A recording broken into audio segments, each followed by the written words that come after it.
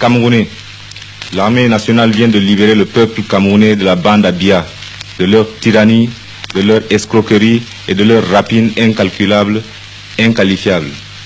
Oui, l'armée a décidé de mettre fin à la politique criminelle de cet individu contre l'unité nationale de notre cher pays. En effet, le Cameroun vient de vivre au cours de ces 15 derniers mois qu'a duré le régime Biya, les heures les plus noires de son histoire. Son unité mise en péril, la paix interne troublée, sa prospérité économique compromise, la réputation nationale ternie.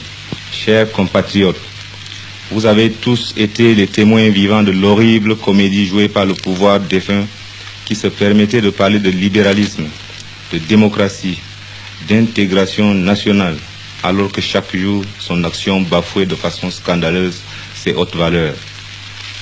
Les libertés fondamentales du citoyen telles que énoncées par la Déclaration des droits de l'homme n'étaient jamais respectées. La Constitution était ballottée au gré des considérations de la politique politicienne.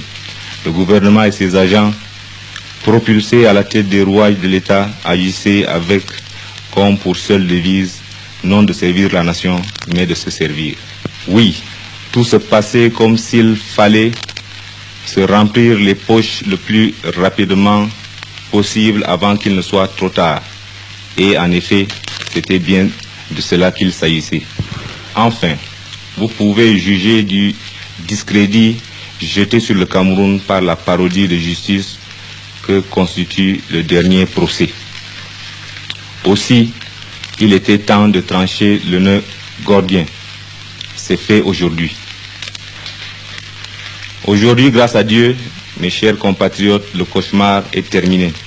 L'armée, sous l'impulsion des jeunes officiers et sous-officiers prêts au sacrifice suprême pour la nation, regroupés au sein du mouvement JOSE, entend redonner sa pleine signification à l'unité nationale et rétablir la détente et la concorde entre les citoyens.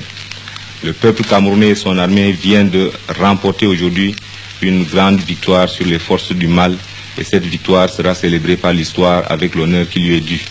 Dès maintenant, le Conseil militaire supérieur est amené à prendre un certain nombre de décisions au regard de la sécurité nationale, et le Conseil militaire supérieur demande au peuple camerounais de le comprendre. En premier lieu, les liaisons aériennes, terrestres, maritimes et des télécommunications sont suspendues jusqu'à nouvel ordre.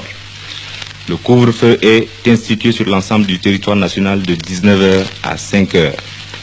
Par ailleurs, la Constitution est suspendue. L'Assemblée nationale dissoute. Le gouvernement est démis.